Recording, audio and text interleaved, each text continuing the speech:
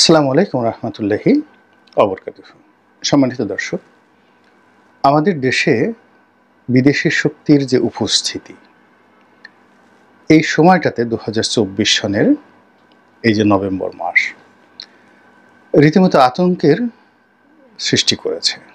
এর কারণ হলো, যখন স্থানীয় যে পক্ষগুলো, রাজনৈতিক পক্ষগুলো খুব শক্তিশালী হয়, রাষ্ট্রীয় কাঠামোগুলো একটা সুন্দর সিস্টেমের মধ্যে চলতে থাকে, তারপর দেশের অর্থনৈতিক অবস্থা যখন প্রান্তিক লেভেলে খুব ভালো অবস্থায় থাকে, অর্থাৎ দরিদ্র এবং প্রান্তিক জনগোষ্ঠী তাদের হাতে পর্যাপ্ত টাকা থাকে, সমাজে সুখ থাকে, শান্তি থাকে, তখন অটোমেটিক্যালি পুরো সমাজ, রাষ্ট্রে একটা শৃঙ্খলা চলে আসে। আর যখন এরকম একটা শৃঙ্খলাবদ্ধ সমাজ এবং শৃঙ্খলাবদ্ধ রাষ্ট্র কোথাও থাকে, সেখানে আসলে বিদেশি শক্তি কখনোই আসতে পারে না। তো সেই দিক থেকে যে গত ১৫ বছরের শেখ হাসিনার যে শাসন, এই শাসন সময়টিতে বা শাসনকালে আমাদের যে ফান্ডামেন্টাল অধিকারগুলো রয়েছে, মৌলিক অধিকারগুলো রয়েছে, সেই মৌলিক অধিকারগুলো যাকে বলা হয় অবদমিত, অপমানিত, লাঞ্ছিত হতে হতে ওগুলো কেবল সংবিধানে ছিল, কাগজে কলমে ছিল, বই পুস্তকে ছিল।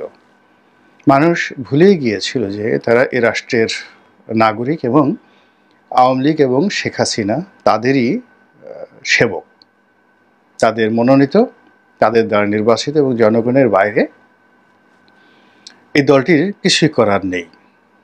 এটি জনগণ ভুলে গিয়েছিল। আর আওয়ামী লীগের যারা লোকজন, তারা চিন্তা করেছিল যে এই দেশটি তার বা তাদের, তারা যা বলবেন সেটা শুনতে হবে, সেটা মানতে হবে, এবং আওয়ামী লীগের বাইরে অন্য কোনো রাজনৈতিক দলের আসলে এই বাংলাদেশ শাসন করারই ক্ষমতা নেই। দ্বিতীয়ত, এই বঙ্গে শেখ হাসিনা ছাড়া অন্য কোনো যোগ্যতর নেতা বা নেত্রী নেই যিনি কিনা প্রধানমন্ত্রী হবেন। এবং এই কথা স্বয়ং প্রধানমন্ত্রী বলতেন, সাবেক প্রধানমন্ত্রী বলতেন যে আমার পরিবর্তে বা আমার সাবস্টিটিউট কে আসবেন ক্ষমতাতে, নাম বলেন তো। এখন তিনি তখন এমন একটা ভয়ের রাজত্ব তৈরি করে ফেলেছিলেন যে তার মুখের সামনে যদি কেউ বলতো যে আপনার চেয়ে অমুকে ভালো, কিংবা অমুক দল ভালো করতে পারবে, তাহলে তার মানে কি বলবো, শরীরের সঙ্গে মাথার যে সম্পর্ক ঘাড়ের মাধ্যমে, সেই ঘাড় বা গর্দান কোথায় থাকতো, এটি এখন গবেষণার বিষয়। তো বাস্তবতা হলো, সেই রাজা নেই, সে হাতি নেই, সে হাতি শাল নেই, ঘোড়ার শাল নেই, সেই যে গণভবন তারা সেটাও নেই। এখন নতুন একটা সরকার এসেছে, এটি জনগণের ম্যান্ডেট নিয়ে এসেছে, বিপ্লবের মাধ্যমে এসেছে, যেটাকে বলা হয় পপুলার গভর্নমেন্ট। কিন্তু লিগ্যাল, আইনগত যে ভিত্তি, এটি এই সরকারের নেই। দ্বিতীয়ত হলো যে এই সরকারের কোনো সংগঠন নেই, রাজনৈতিক সংগঠন নেই, এমনকি কোনো সামাজিক সংগঠন নেই, এবং তারা বাংলাদেশের মাটিতে বন্ধুহীন একটি সম্প্রদায়।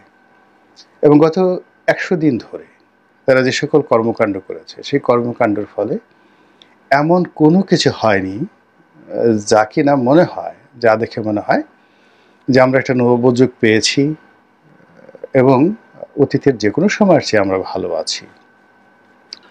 কিন্তু সেটি মনে তো হচ্ছেই না, উল্টো যে সকল বিপদ, বিপত্তি, বিশৃঙ্খলা, অস্থিরতা, অনিশ্চয়তা, বিরক্তি, সব কিছু মিলে আমাদের যে জনজীবন, রাষ্ট্রীয় জীবন একেবারে এলোমেলো হয়ে পড়েছে।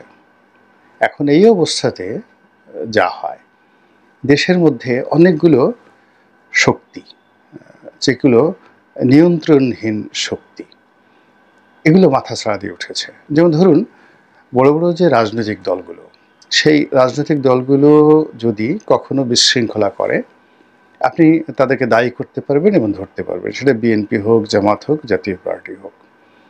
কিন্তু কোনো অসংগঠিত শক্তি, যেমন ধরুন কিশোর গ্যাং, কিংবা ধরুন এই যে রাস্তায় ছোট ছোট সংগঠন, তারা দাঁড়িয়ে গেল, শত শত যাকে বলা হয় ছোট ছোট সংগঠন, টেকনাফ থেকে তেঁতুলিয়া পর্যন্ত বিভিন্ন নামে বেনামে চাঁদাবাজি করলেও, ডাকাতি করলেও, রাহাজানি করলেও আপনি এদেরকে নিয়ন্ত্রণ করতে পারবেন না।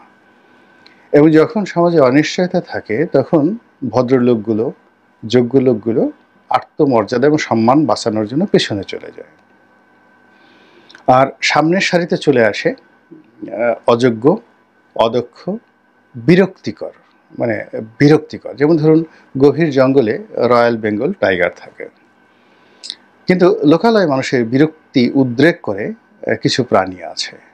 তদ্রূপ একটি দেশে যখন রাজনৈতিক বিশৃঙ্খলা চলে তখন সত্যিকার অর্থে যারা প্রাজ্ঞ রাজনৈতিক নেতা, তারপর যোগ্যতর নেতা, তারা খামোশ হয়ে যায়, তারা চুপ হয়ে যায়। আর ওই জায়গাতে দেখা গেল যিনি মেম্বার হতে পারেন না তিনি রাষ্ট্রপতি হওয়ার জন্য ঘোরাফেরা করছেন, অথবা ধরুন জীবনে কখনো রাজনীতি করেননি তিনি এখন মন্ত্রী এমপি হওয়ার জন্য সেই বিএনপি, আওয়ামী লীগ, জামাত সবাইকে গালাগাল করছেন। তো এরকম বিশৃঙ্খলা যখন চলতে থাকে পানি ঘোলা হয়ে যায়, রাজনীতির মাঠ ঘোলা হয়ে যায়, সব কিছু এলোমেলো হয়ে যায়, এবং তখন নানা রকম বিদেশি শক্তি বাংলাদেশে বা অন্য যে কোনো দেশে যেখানে এরকম পরিস্থিতি হয় সেখানে চলে আসে। অতীতে আমরা যদি ধরি ইস্ট ইন্ডিয়া কোম্পানি, তারা বাংলাদেশে কেন এসেছিল ব্যবসা করার জন্য আদানিদের মতো, কিন্তু এসে পুরো ভারতবর্ষ দখল করে ফেলল। এবং তারা যে ভারতবর্ষ দখল করে ফেলেছিল এর মূল কারণ ছিল এই যে এখন যে অবস্থা চলছে পুরো ভারতবর্ষের রাজনীতি, সেটা দিল্লির সিংহাসন বলেন, বাংলা, বিহার, উড়িষ্যার সিংহাসন বলেন, সব জায়গাতে কিন্তু একই অবস্থা চলছিল।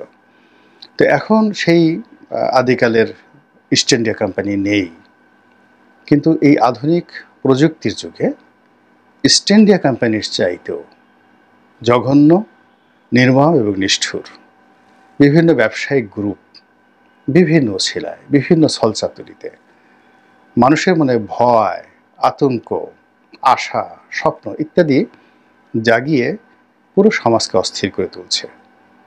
আর এই কাজগুলো করার জন্য তারা সরাসরি সামরিক শক্তি ব্যবহার না করে তাদের যে গোয়েন্দা সংস্থাগুলো রয়েছে সেই গোয়েন্দা সংস্থা এবং সেই গোয়েন্দা সংস্থার যারা পেইড এজেন্ট তাদের মাধ্যমে আমাদের এই সমাজকে রীতিমতো অস্থির থেকে অস্থিরতর করে ফেলছে। আমরা ভারতের যে গোয়েন্দা সংস্থা যারা কিনা দেশের বাইরে গিয়ে অপারেশন চালায়, খুন খারাপি পর্যন্ত চালায় এবং ভারত রাষ্ট্রের স্বার্থ দেখা সহ আরও অনেক বিষয়াদি যেগুলোকে নেতিবাচক অর্থে এহেন কুকর্ম নেই যা করে না সেই প্রতিষ্ঠানটির নাম রয়ের ফাদার মানে আব্বা যে আন্তর্জাতিক গোয়েন্দা সংস্থাটি, সেটি হলো মোসাদ, ইসরায়েলের গোয়েন্দা সংস্থা।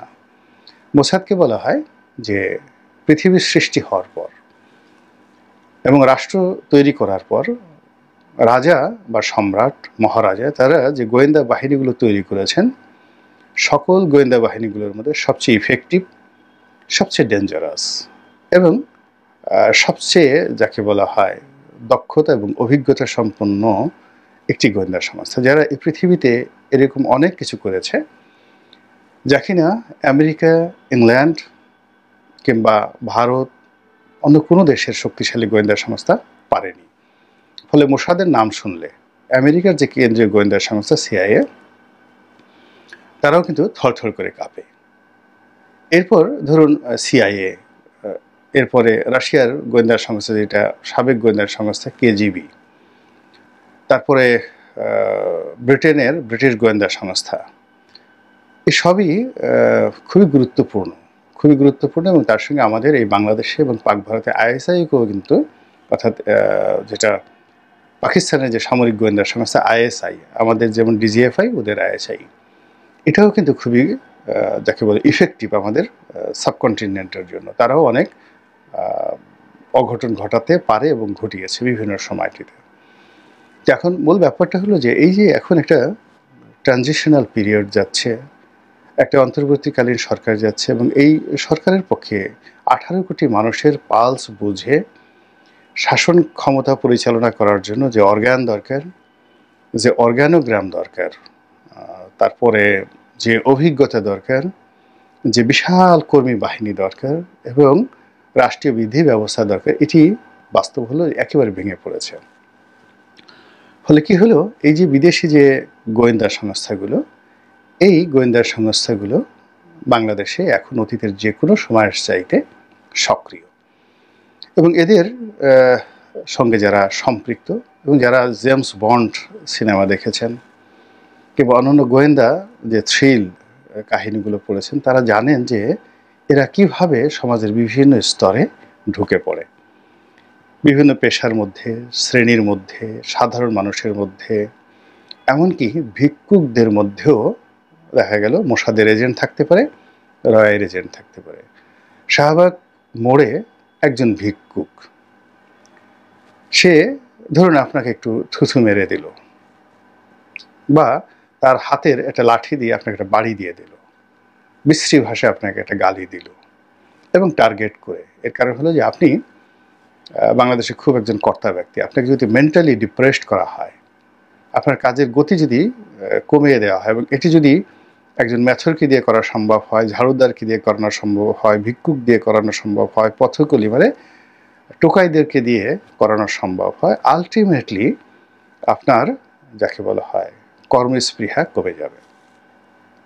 তো একটা সমাজে গোয়েন্দারা যে তৎপর, এটা বুঝতে পারবেন যে অযোগ্য এবং টোকাই প্রকৃতির লোক, যাকে বলা হয় সমাজের একেবারে প্রান্তিক লেভেলের, কেউ হয়তো গাঁজা খায়, কেউ হয়তো ফেন্সিডিল খায়, কেউ হয়তো ছিনতাই করে, এই মানুষগুলোর হাতে ক্ষমতা চলে যায় এবং তারা অনেক কিছু করে, অপরাধ করে, আবার সমাজও নিয়ন্ত্রণ করে এবং সমাজে বুক ফুলিয়ে তারা ঘুরে বেড়ায়।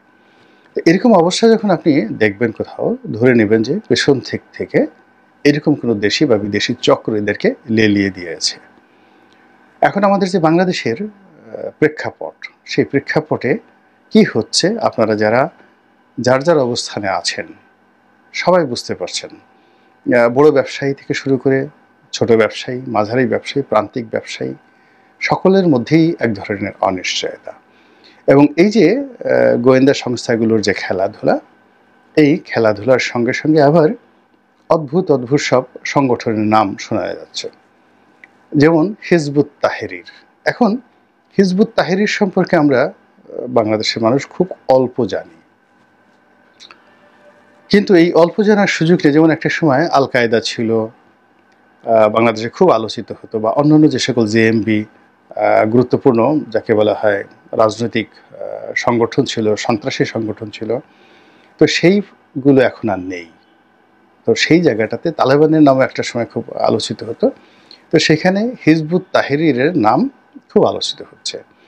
এবং সবচেয়ে বড় ব্যাপার হলো কে হিজবুত তাহরির, কে জামাত, কে হেফাজত, তারপরে কে ইসলামপন্থী, এই জিনিসগুলো কে চরমোনাই, কে আহলে সুন্নাত ওয়াল জামাত, আপনি এই বিশাল 90% মুসলিম সম্প্রদায়, কে তাবলিগ, কে জুবায়েরপন্থী, কে সাতপন্থী, আপনি এর মধ্যে হিজবুত তাহরির কোথা দিয়ে কিভাবে যে ঢুকে গেল বা ঢুকে গিয়েছে এবং তারা যে কী করছে, একান্ত যারা এই বিষয় নিয়ে গবেষণা করেন তারাও কিন্তু বুঝতে পারছেন না। এই কারণ হলো পৃথিবীর সবচেয়ে বড় অরণ্য হলো জনারণ্য। সুন্দরবনে কোনো কিছু খুঁজে পাওয়া সম্ভব, আমাজনের জঙ্গলে খুঁজে পাওয়া সম্ভব, কিন্তু জনগণের মাঝে, বিশাল জনগণের মাঝে যদি কেউ হারিয়ে যেতে চায়, কেউ মিশে যেতে চায়, আপনি তাকে খুঁজে পাবেন না, কেউ কখনো খুঁজে পায় না। এখন আমাদের দেশের ইসলামপন্থী মানুষগুলো, ধর্মপ্রাণ মানুষগুলো, আল্লাহ এবং রাসূলে বিশ্বাস করা মানুষগুলো, এরকম শতকরা 90% মানুষের মধ্যে যদি হিজবুত তাহরির নামক সংগঠনটি ঢুকে যায়, এদেরকে আলাদা করার কোনো রকম মেকানিজম এবং মেশিন কোনো রাষ্ট্রের হাতে থাকে না, এমনকি আমেরিকার হাতেও নেই। কেবলই মাত্র সামাজিক সংহতি এবং সুষ্ঠু রাজনৈতিক ধারা, প্রগতি, এই জিনিসগুলো দিয়ে ধীরে ধীরে ধীরে ধীরে এদেরকে মোকাবেলা করা যায়। তো এখন যে অবস্থা তৈরি হয়েছে, সেই অবস্থাতে মানে বাংলাদেশ সকল অপকর্মের একটা অধিক্ষেত্র, বাংলাদেশকে সকল অপকর্মের একটা অধিক্ষেত্র বানানোর জন্য, মানে golden triangle of criminals and crime, সমস্ত বিদেশি শক্তিগুলো চেষ্টা করে যাচ্ছে। আপনি আফগানিস্তানের কথা চিন্তা করেন, এটাকেও কিন্তু একটা গোল্ডেন ট্রায়াঙ্গেল বানিয়ে ফেলেছিল রাশিয়া এবং আমেরিকা। এখন এদের খপ্পর থেকে এই তালেবানি সরকার অল্প কয়েকদিন দেখেন তার মধ্যে তারা এই রাষ্ট্রটির যে উন্নয়ন, অভূতপূর্ব উন্নয়ন করেছে। এটি আপনি আফগানিস্তানে বা কাবুলে না গেলে বুঝতে পারবেন না। আবার এই একই জাতিগোষ্ঠীকে তারা কিন্তু এই কোকেন দিয়ে, গাঁজা দিয়ে, চরস দিয়ে, যুদ্ধ দিয়ে, অস্ত্র দিয়ে এমন পর্যায়ে করে ফেলেছিল, যার ফলে ওই পুরো দেশটি বারুদে ভরে গিয়েছিল। তা আমাদের এই দেশে এখন যে খেলাধুলা চলছে, এই খেলাধুলা থেকে মহান আল্লাহ রাব্বুল আলামিন আমাদেরকে রক্ষা করুন, হেফাজত করুন, এই দোয়া করছি। আসসালামু আলাইকুম ওয়া রাহমাতুল্লাহি ওয়া বারাকাতুহু।